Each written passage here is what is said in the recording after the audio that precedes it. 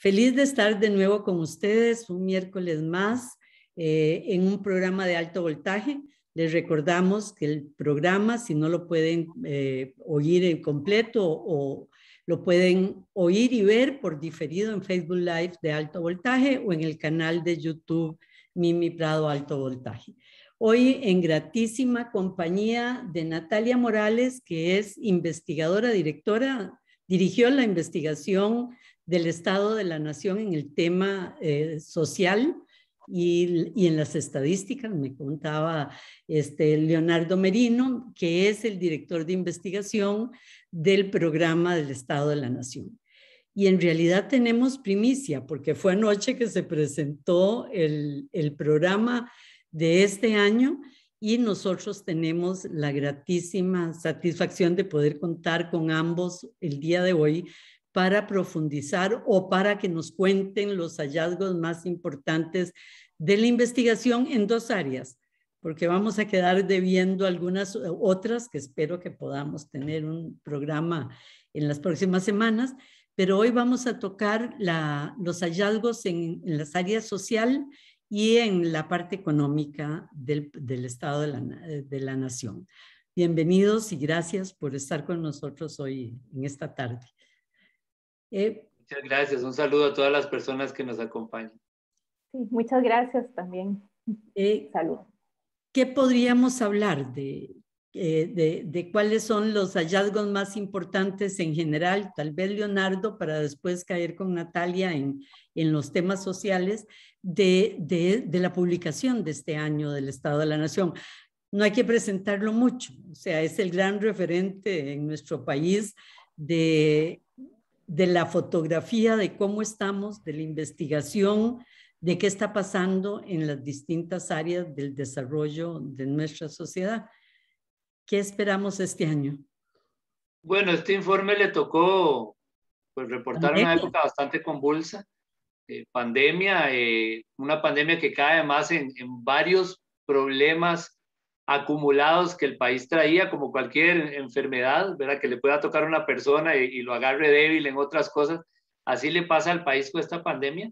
Este informe básicamente nos dice que hoy, cuando estamos mediados y cerrando el año 2021, si uno lo compara con el primer golpe económico, social en el desarrollo humano, hay alguna recuperación identificable, hay algunos indicadores que se comportan de una mejor manera. El país ha navegado esta crisis manteniendo estabilidad democrática, no es poca cosa, algunos países no han logrado eso, ha logrado evitar peores escenarios, por ejemplo, en materia de salud pública, y ha logrado que haya sectores de su economía que se recuperen, pero no por eso la pandemia ya pasó, o podemos asumir que ya superamos los efectos, o sobre todo que no hay riesgos creándose de que algunos de estos efectos puedan ser permanentes o más fuertes si no reaccionamos bien como sociedad, ¿no? El conjunto lo que identifica es que la recuperación que estamos notando es débil, pero sobre todo que es muy desigual. Si la pandemia la hemos vivido muy distinto entre grupos, sectores, territorios, y la recuperación la están viviendo muy distinto grupos, sectores, géneros, regiones del país, ¿no? Eso es básicamente a grandes rasgos lo que nos hace identificar el susto, el riesgo de que esta crisis del desarrollo que estamos viviendo pueda tener consecuencias, desgastes, digamos, en los fundamentos de la casa común que es el país, ¿verdad? Que pudieran arriesgar a largo plazo el desarrollo humano, que pues, para nosotros esa forma de entender el desarrollo que tiene que ver con las personas de carne y hueso, ¿verdad? Con las capacidades y las oportunidades de la gente, ¿no? Y no solo cuánto crece la economía. Muy a grandes rasgos, eso es lo que encuentra este informe en tres grandes ideas, digamos, que son básicamente que la situación de estar viviendo la pandemia nos está llevando en el camino a una sociedad más desigual. La segunda, que estamos desgastando algunas bases, capacidades institucionales para responder a eso. Y la tercera, que no sé si nos dará tiempo de hablar, pero tiene que ver con los aportes de la investigación para hacer algo, ¿no? Que es un poquito la tónica que el informe ha traído en los últimos años, investigación aplicada para tratar de aportar en la solución de los problemas en la política pública. Por ahí es una foto muy por encima de este informe. Hay una frase que marca, incluso me fui a ver distintas épocas históricas, dicen ustedes, es la mayor crisis que ha vivido el país en su historia. Y yo dije, no podrá ser un poco exagerado, y me fui a revisar algunas crisis y definitivamente la crisis más importante o más seria en la historia de Costa Rica. Sí, en la historia reciente, ¿verdad? No, es que, perdón, pero es que no, tranquila. Incluso las pasadas, pensé, el cólera y la guerra del 56, se repuso mucho más rápido Costa Rica porque la economía dependía más de la producción nacional, ¿verdad? En ese momento, y así con distintas crisis, ¿verdad? Sí, yo creo que lo que hace un poco distinta esta crisis es que es una crisis sanitaria que llevó a una crisis económica y entre ellas se refuerzan, ¿verdad? Entonces, para poder controlar la crisis sanitaria hay un impacto fuerte sobre la actividad económica y el empleo. Y eso te genera además otro efecto, ¿verdad? Entonces es como un círculo ahí vicioso, ¿verdad? Que afecta y además nos tomó en un contexto, como decía Leonardo, estructural poco favorable. ¿Qué quiere decir esto? Que el país venía con varios años arrastrando problemas no resueltos, que cuando nos cae la crisis lo que hace es que en esos problemas no resueltos se amplifica y termina generando ese efecto desigual. ¿Cuáles son esos efectos? Bueno, ya desde la última década, ¿verdad? Como a partir después de la crisis que tuvimos, 2008, 2010, empezamos a tener problemas de desvinculación entre el crecimiento económico y el empleo. O sea, ya la economía crecía, pero eso no se convertía en empleos. Y además ese crecimiento era insuficiente, débil, no estaba llegando a tasas de manera que generara bienestar para todos. Entonces teníamos una economía que estaba creciendo a tasas moderadas, no suficientes para generar empleo, y además el empleo que se generaba era en ciertos sectores, para ciertos grupos, en ciertas regiones, o sea, era una generación desigual del empleo. ¿Qué es lo que nos pasó? Bueno, que muchas de las opciones ante el desempleo era el empleo informal y así empezó a generarse un crecimiento de ese empleo y la economía informal en general. Cuando nos cae la crisis en el 2020, ya habíamos reportado que teníamos problemas, las tasas de desempleo venían creciendo. Cuando entró la pandemia teníamos un desempleo del 12%, que es bastante elevado.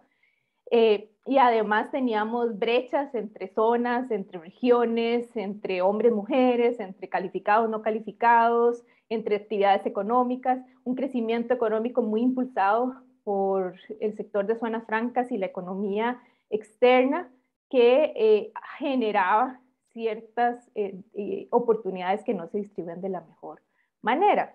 Nos cae la crisis y efectivamente esas desigualdades, esas brechas sociales que teníamos se amplifican.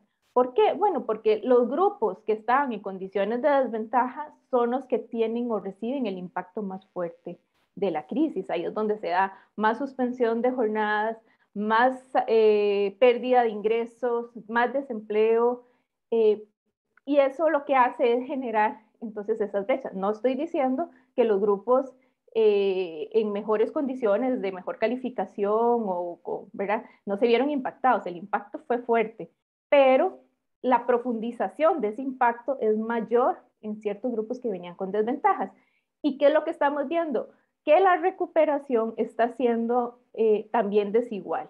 O sea, esos grupos que se vieron fuertemente impactados son los que les está costando salir de su situación, mientras que otros grupos que se vieron que el impacto fue menor son los que ya están prácticamente recuperados. Y eso tiene que ver mucho con la estructura, el modelo de desarrollo que tiene el país y ese crecimiento que aunque la economía se recupere en términos de valor agregado y de producción, no se reproduce o no genera un bienestar para todos los sectores, ¿verdad? Y eso es lo que estamos viendo. Y además con un agravante adicional, y es el contexto demográfico en el cual nos cae esta crisis. Y es con un envejecimiento de la población, con un impacto, por ejemplo, sobre el sector educativo en una época histórica donde más bien los niños y jóvenes deberían de estar adquiriendo mayores capacidades y habilidades para enfrentar una población que dentro de unas décadas va a ser envejecida y que además está con una rápida transición del mundo del trabajo, que además ya no solo se requiere educación, sino se requiere acceso a tecnología, idiomas, un montón de habilidades adicionales, ¿verdad? Entonces la crisis nos cae en un momento histórico que por eso es que decimos que dependiendo cómo la manejemos, puede ya generar retrocesos irreversibles, ¿verdad? O permanentes en el desarrollo humano y empezar a desgastar ya esas bases históricas y las fortalezas sociales que tenía el país, digamos, que nos hizo una economía distinta en la región, ¿verdad? Con mayores oportunidades, con mayor esperanza de vida, con menor empleo informal, con un sistema, unas coberturas de educación universales, ¿verdad? Todo eso podría empezar a deteriorarse si el manejo posterior de la crisis no se hace de la mejor manera. Entonces, dejarlo al mercado es profundizar las brechas y de ahí la importancia del tipo de política pública que uno pueda empezar o que se pueda empezar a generar en los próximos años. Parece mentira, tan alejado que está el costarricense de la política, y la próxima elección presidencial es vital, ¿verdad? Ahí nos estamos jugando en los próximos 8 años, 4, 8 años, el futuro entero del país, o por lo menos de lo que conocemos como democracia costarricense.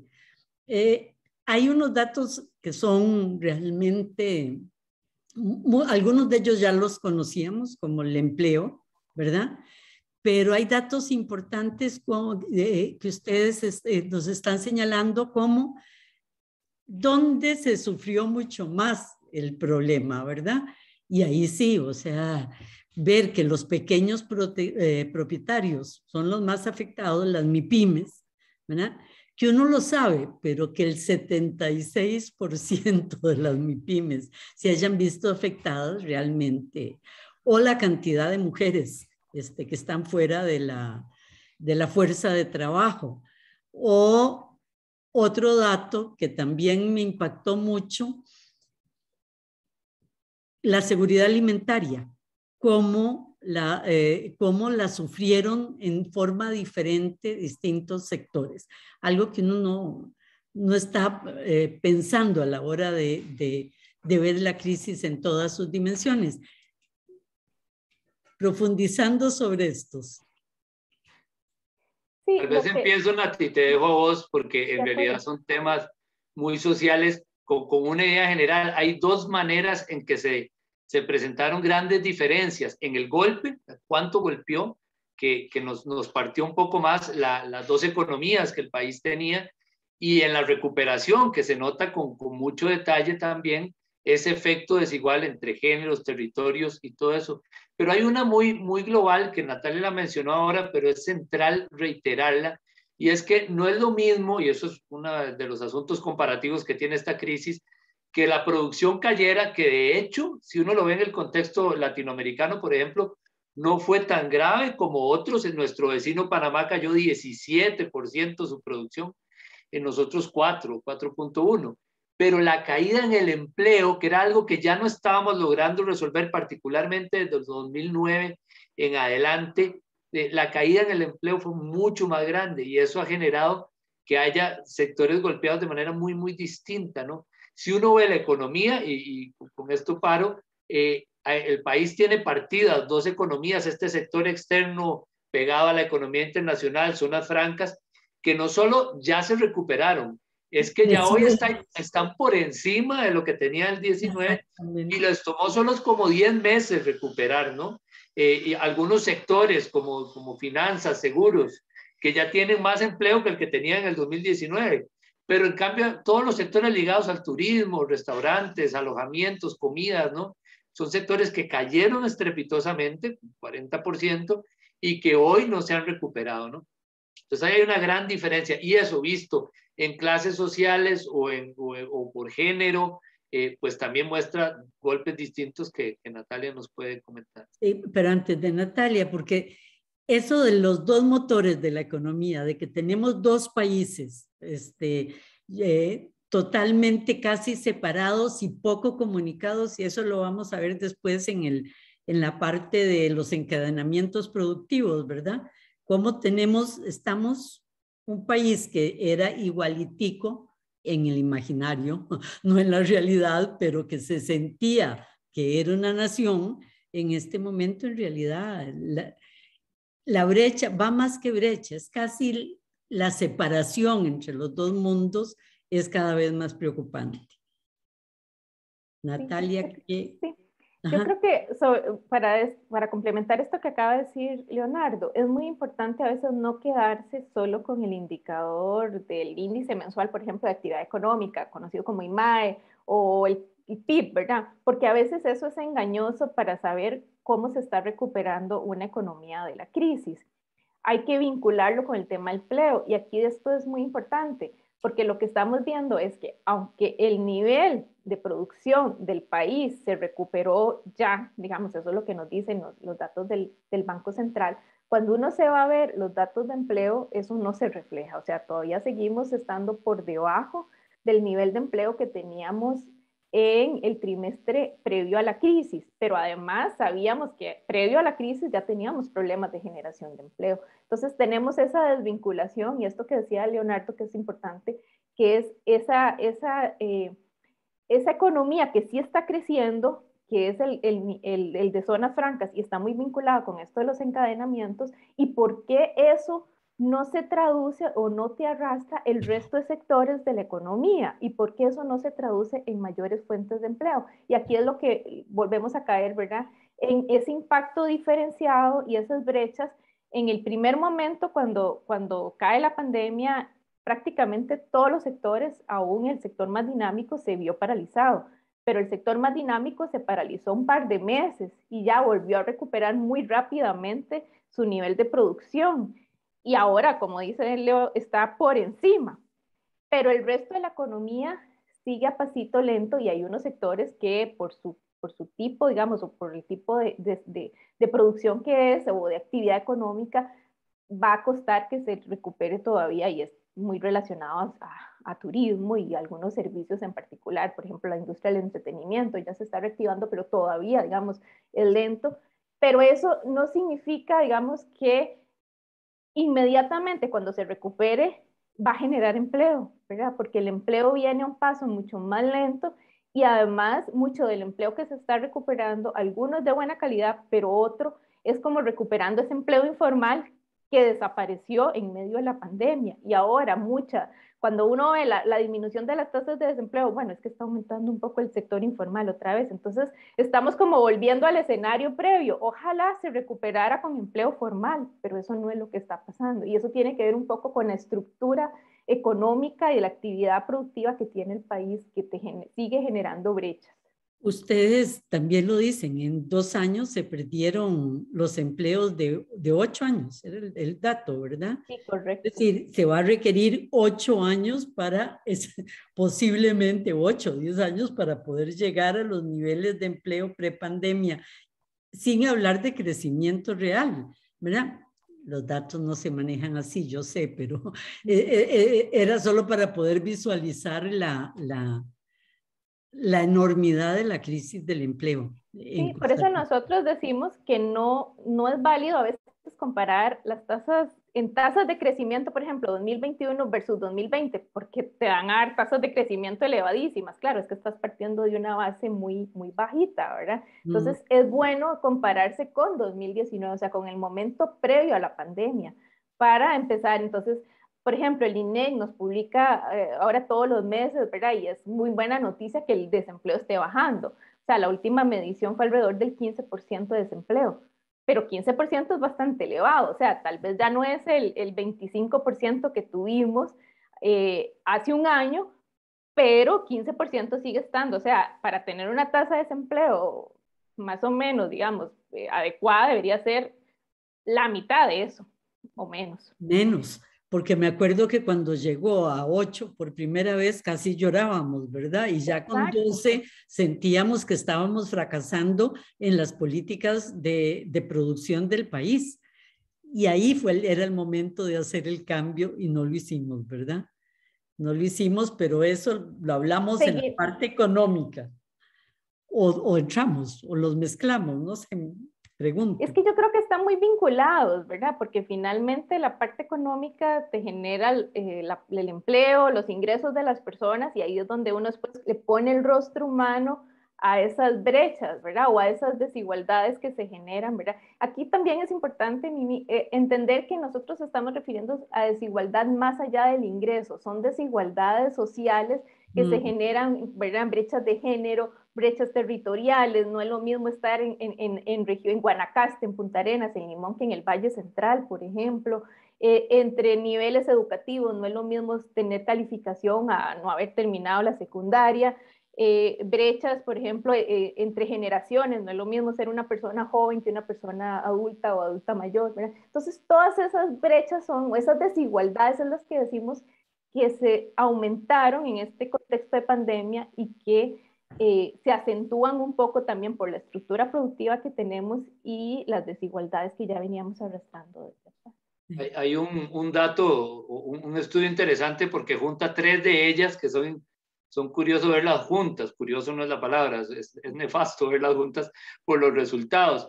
Si se ve las edades de la población trabajadora, el género y el nivel de calificación de la población. Por ejemplo, los hombres estudiados, para decir, con calificación educativa, ya tienen hoy, digamos, a la mitad de este año, los niveles de desempleo que tenían en el 2019, a mitad del 2019. Es decir, saltándonos el peor golpe de la pandemia, ya hoy los hombres que han estudiado, que tienen nivel de calificación, están en las mismas condiciones. En cambio, las mujeres, aún las que han estudiado, no están en las mismas condiciones, tienen niveles de desempleo más altos, pero están a 6, 8 puntos porcentuales del desempleo que tenían en el 2019. Es decir, no solo tenían niveles más altos, sino que subieron más y no regresan como regresaron los hombres. Y el peor escenario son las mujeres no calificadas educativamente, ¿verdad? Las que no terminaron secundaria, y además las más jóvenes, la de la generación millennial, digamos que las que nacieron en los últimos años del siglo XX y hoy están en la fuerza de trabajo. Esas son las que tienen el nivel de desempleo más alto, 39%, digamos, a la par del 15% que estamos ya hoy alcanzando, 39% la mitad de este año, y en el 2019 tenían 30%. O sea, no es que estaban bien, estaban muy graves, pero además están muy lejos de recuperarse de este golpe. Es decir, ahí si uno junta los 3 tipos de indicadores, tenemos un ejemplo de brechas que se complejan, se hacen más complejos, digamos, sobre todo para las mujeres jóvenes. Vamos a un quiebre, nos quedan 2 minutos y vamos a seguir en este tema, pero en estos 2 minutos, no sé, Natalia, si es suficiente, que hay otro hallazgo que a mí me dolió cuando leí el resumen informativo de ustedes, el de la seguridad de las mujeres y la violencia en época de pandemia, ¿verdad? Sí. Sí, nosotros, bueno, hicimos un capítulo especial, una mirada a profundidad para ver la afectación social desde distintos ámbitos. Entonces, bueno, hemos conversado ampliamente del tema del empleo, mercado de trabajo. Otro de los ámbitos que analizamos es en el tema de la violencia, porque en época de confinamiento, decíamos, está toda la familia reunida, a veces en condiciones precarias de vivienda y del entorno, y uno esperaría que en esas épocas la violencia hubiera aumentado, porque ya desde antes de la pandemia sabíamos que los fines de semana, sobre todo los domingos en la noche, eran el momento de mayor llamadas, de mayor cantidad de llamadas para reportar al 911 hechos de violencia, violencia doméstica, violencia intrafamiliar, contra niñez, contra mujeres. Bueno, lo que vemos es que en algunos meses de la pandemia, sobre todo en los primeros meses, julio es el mes en particular que tiene una caída importante de las llamadas de emergencias. Entonces ahí dijimos, bueno, ¿qué está pasando ahora?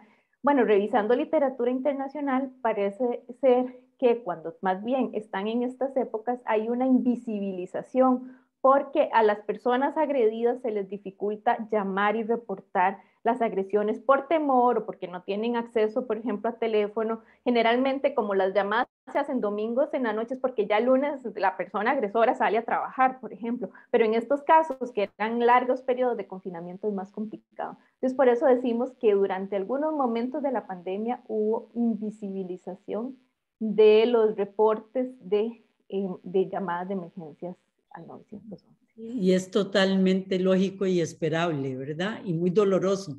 Vamos a ir a un corte comercial y regresamos con ustedes en unos minutos.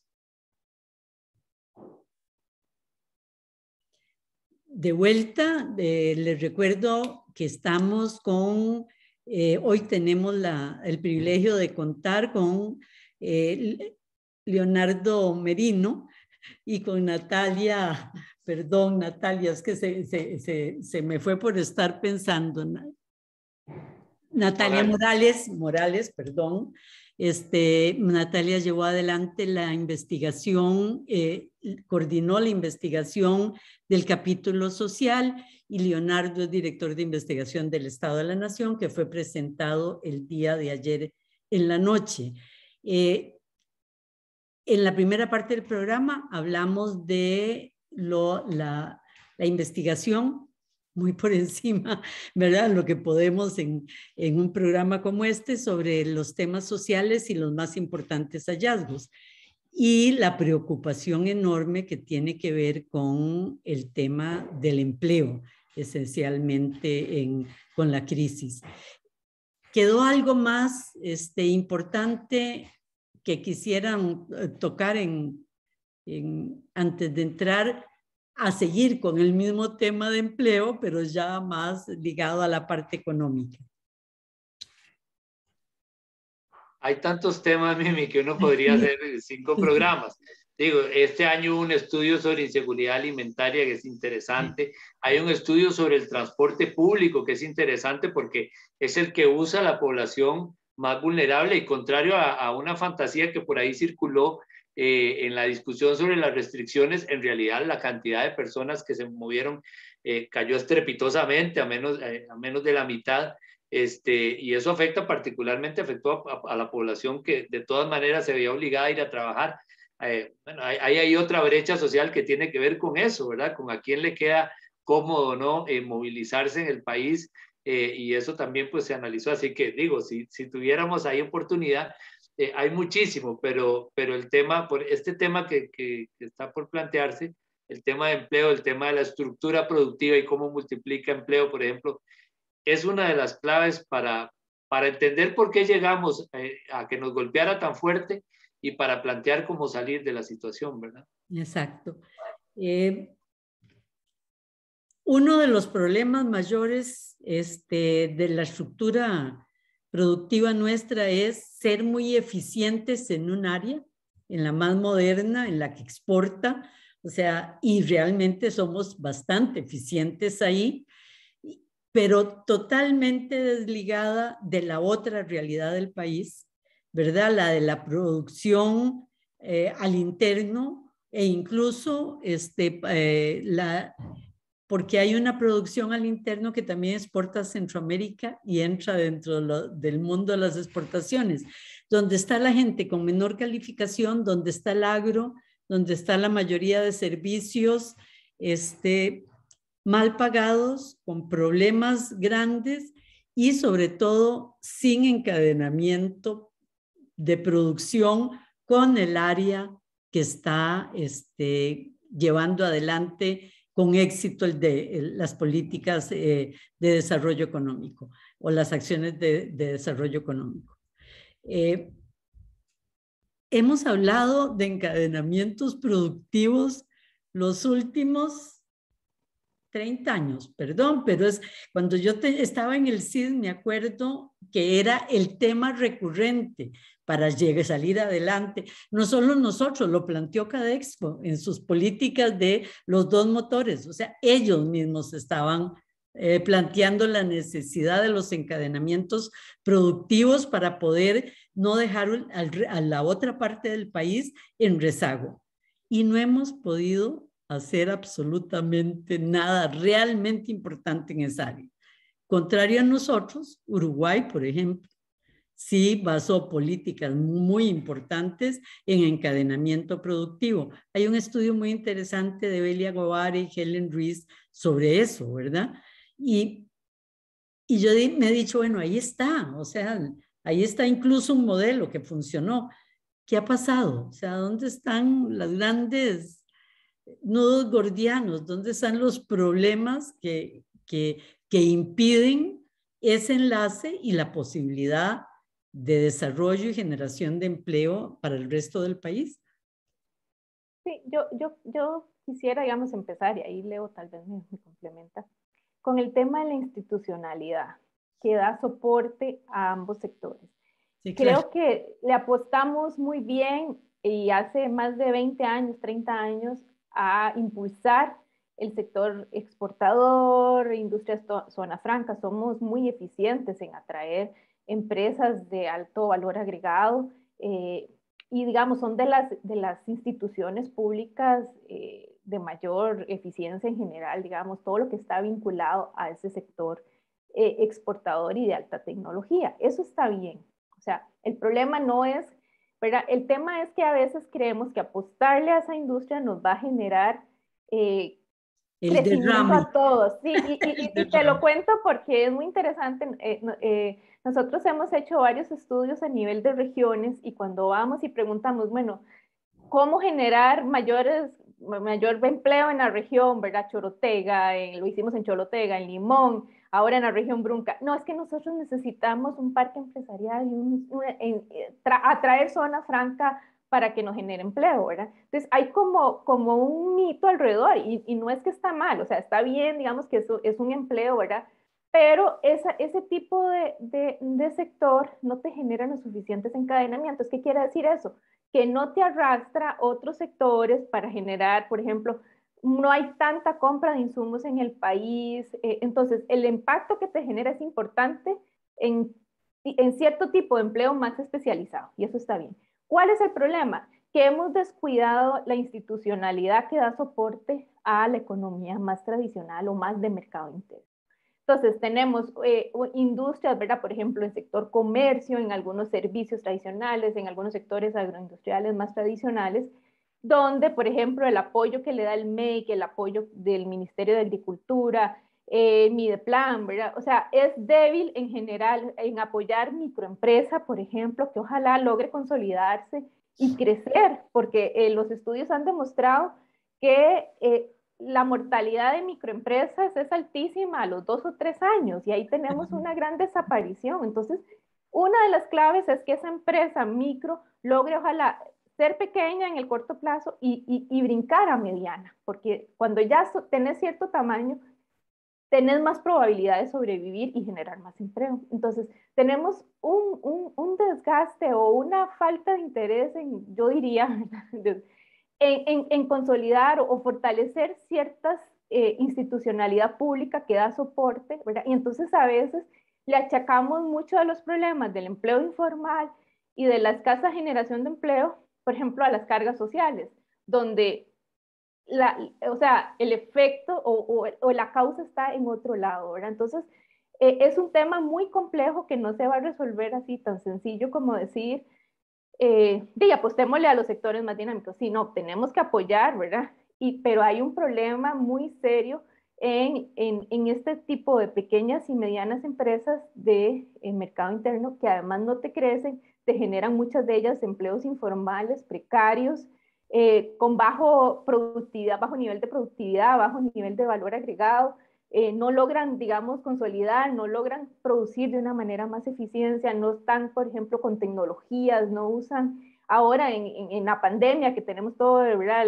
Cómo ha crecido el tema de la virtualidad, bueno, ahí es importante empezar a inventarse, a innovar en esa industria más tradicional para tratar, ¿verdad? Porque además, ¿y por qué es que ahí está ese enganche? Porque muchas de estas empresas o industrias o sectores o actividades económicas de mercado interno son las que generan buena parte del empleo del país. Más del 70% es generado por ese sector y por eso es importante mirar los ojos a ese sector y cómo hacemos para hacerlo más productivo y que crezca más.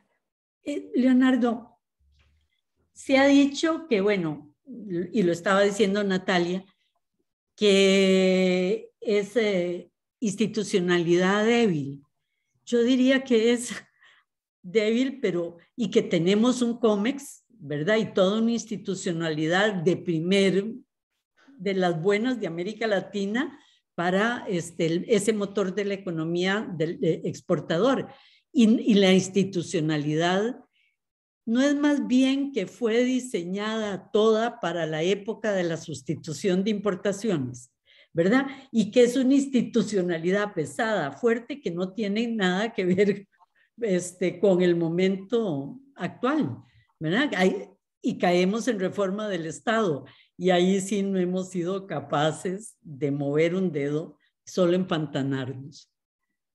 Sí, aunque no lo hemos analizado así como el tema de la evolución histórica para ver en las raíces, lo cierto es que toda la institucionalidad de Costa Rica empezó en los años 60 Sí. a hacer crecer de una manera extraordinaria, si se compara con Centroamérica, el número de instituciones públicas que hoy superan las 300. Por supuesto que muchas de ellas tienen un enfoque que está pegado al pasado.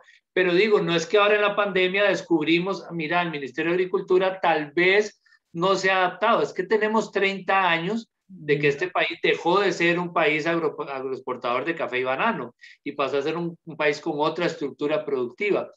Entonces, esas instituciones efectivamente no se han adaptado, pero el país sí ha demostrado capacidad de adaptar y crear institucionalidad para otra economía y otros tiempos. Por ejemplo, el COMEX, el PROCOMER, el CINDE, que funcionan bien haciendo el trabajo y empujan, digamos, algunos sectores.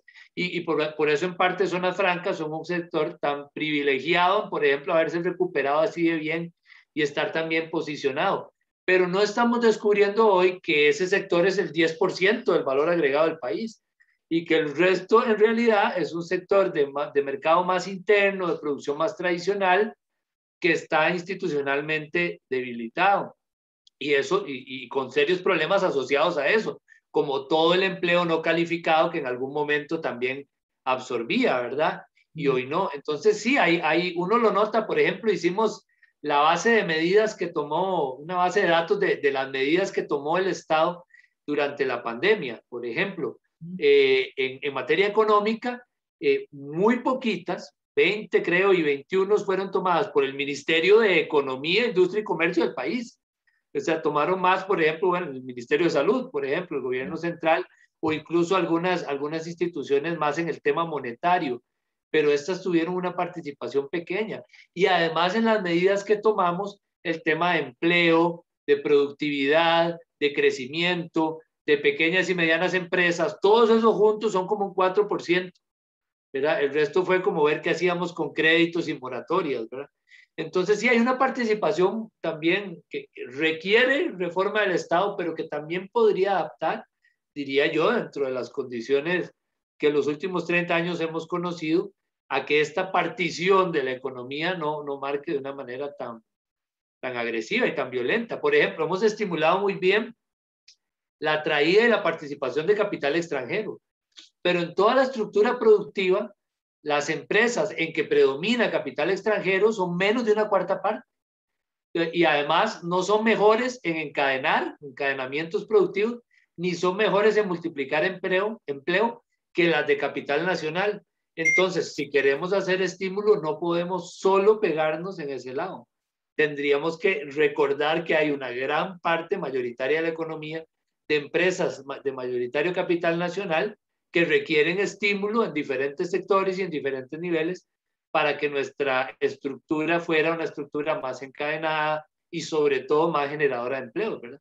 Y eso sí es un problema estructural que por supuesto requiere reformas de fondo, pero también en la misma política de desarrollo productivo que sí hemos hecho relativamente bien para un sector, se podría incluir de una manera más clara, ¿verdad?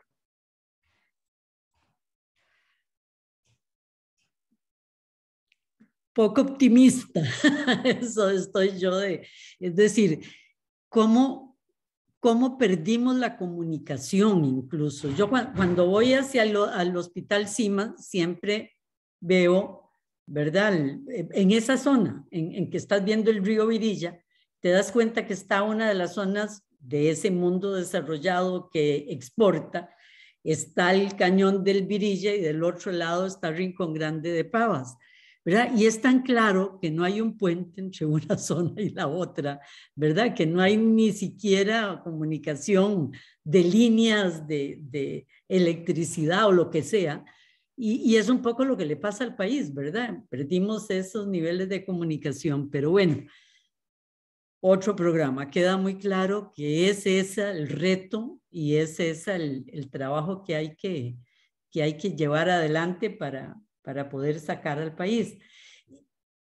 También hicieron ustedes una, bueno, no sé si quieren añadir algo en esta parte, porque ya yo me iba a ir a la parte del estudio cantonal que hicieron, que también es muy interesante. Adelante, adelante. Ya, no, que nos hable sobre eso, o sea, porque es la primera vez que se ve en los cantones la producción desde un ángulo cantonal, y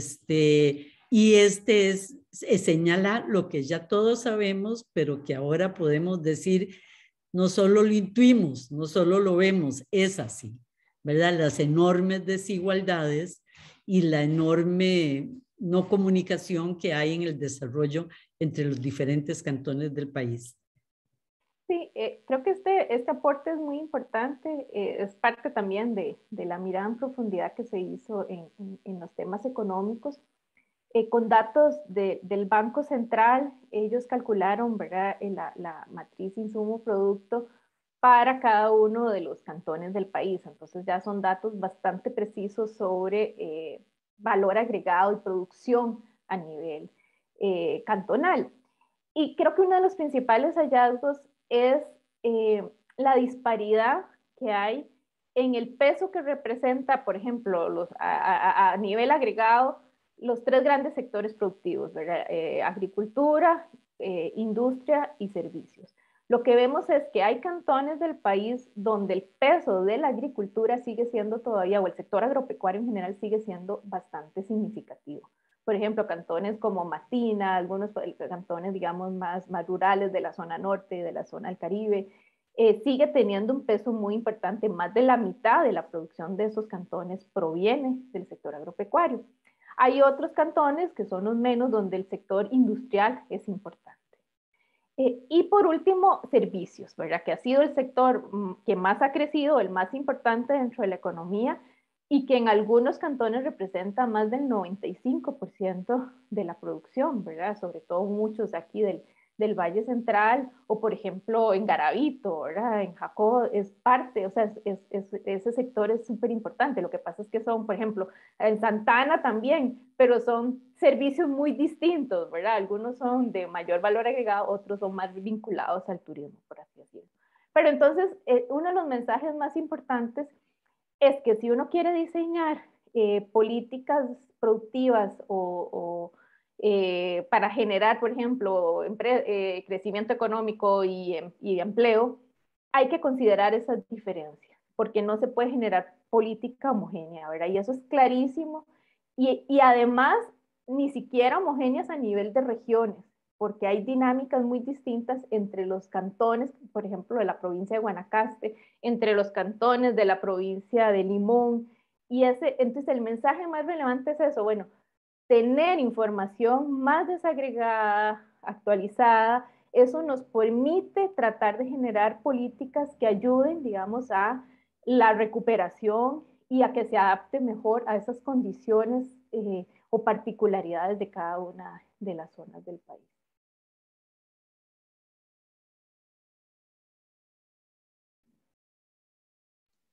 Está en silencio, Mimi. Sí. Perdón, al mejor mono se le cae el zapote porque estaba muy pendiente de eso. Hay algunas, me distraje, perdón, con lo del teléfono, pero hay, con lo del micrófono. Hay dentro de lo que no podemos tocar, porque el informe es tan grande, y de nuevo vamos a tener que hacer a lo largo de unos 2, 3 meses ir tocando, si ustedes aceptan seguir participando en el programa, ir tocando otros hallazgos ¿verdad? Y propuestas incluso, pero dentro de las partes propositivas que no íbamos a tocar, hay algo importante de señalar en el tema de los encadenamientos y en el tema del desarrollo de las políticas diferenciadas para los cantones. Tal vez dos cosas. Sí, hay más, digamos, hay incluso un estudio que aterriza a comparar el desempeño económico con varios criterios a nivel cantonal con, por ejemplo, las capacidades en ciencia y tecnología. Algo que hicimos ahora que usted mencionaba Hipatia, con la plataforma Hipatia, y que tiene que ver un poquito con cómo hay grupos de cantones tan distintos en aquellos que tienen una dinámica económica mucho más conectada, mucho más dinámica, pero que tienen, digamos, además acceso a capital humano en materia de ciencia y tecnología. Pero además hay otro que tiene que ver no solo con cómo atacar con políticas de desarrollo productivo, sino también con política social, que es algo que también Natalia trabajó y que tiene que ver con el impacto de la pandemia territorialmente y en diferentes grupos sociales. Y si nos metemos con ambiente, que yo creo que hay un programa, pues también hay otras herramientas, pero son herramientas que de alguna manera se vinculan con una parte de la economía, que es lo que le genera la conservación a una gran parte de esa imagen nacional y, por ejemplo, en materia de turismo, etcétera, ¿no? Así que, bueno, hay un conjunto sí, hay muchísima información de este tipo, digamos, de herramientas para política en materia de la estructura productiva y de la política que tiene que aplicar este país para salir de esto y de una mejor manera, ¿verdad? En materia social, en materia económica. Nunca posiblemente hemos estado también en información, en investigación y en presentación de propuestas, y nunca posiblemente en las últimas décadas hemos estado tan desconectados los costarricenses, tanto como la economía, como hemos hablado, también políticamente, para ponernos de acuerdo hacia dónde ir. Es una paradoja que vamos a tener que ver cómo resolvemos. Nos quedan 4 minutos, 4 minutos y medio. Así que ustedes díganme por dónde. Sí me gustaría que contaran un poco qué es Hipatia, ¿verdad? Porque realmente es una herramienta del Estado de la Nación muy rica también para diseñar políticas y también novedosa. Tal vez Natalia cuenta eso y yo hago un pequeño cierre del informe. Sí, yo creo que, bueno, es esto que vos acabas de mencionar, el tema de la disponibilidad de información, la toma de decisiones basado en datos, en evidencia, es súper relevante. Y creo que nosotros desde el Estado de la Nación hemos hecho un esfuerzo por tratar de sistematizar, ampliar la frontera de información y tener más herramientas para eso. Y en esa línea está la plataforma Hipatia, que lo que tiene es un conjunto de información en el área, digamos, de ciencia, tecnología, innovación. Tienen detalles, ¿verdad?, de dónde tenemos, por ejemplo, la diáspora científica dentro y fuera del país, donde tenemos información desagregada a nivel de cantones, con la formación técnica, con la formación en áreas STEM, ¿verdad? En ciencia, tecnología, matemáticas. Y ahí se puede identificar con mucho detalle todo, ¿verdad? Tanto el recurso humano como las empresas, digamos, las microempresas, que son la mayoría pequeñas y medianas empresas, vinculadas al sector de ciencia y tecnología. Entonces es una herramienta muy rica donde uno puede consultar datos específicos del territorio por área del conocimiento, por dentro y fuera del país, ¿verdad? Entonces, esta es digamos, es uno de los aportes dentro de los muchos, ¿verdad?, que hacemos desde cada una de las plataformas que trabajamos en el Estado de la Nación, que trasciende el informe como tal, ¿verdad? Entonces, creo que por ahí va el tema, digamos, de Hipatia, pero igual tenemos ahora, por ejemplo, que generamos todo este tema de las estructuras productivas, hay información muy desagregada, cada vez tratamos de usar técnicas de ciencia de datos para tratar de ir más allá y que nos dé insumos para que la definición de la política pública sea cada vez más precisa y usemos de manera más eficiente los recursos. Bueno, rapidísimo. Ahora que hay elecciones, este país no se está jugando solo quién gobierne, sino básicamente cómo va a salir y a enfrentar esta con una situación muy complicada. Las nuevas autoridades van a tener una sociedad más empobrecida, va a tener una sociedad más desigual,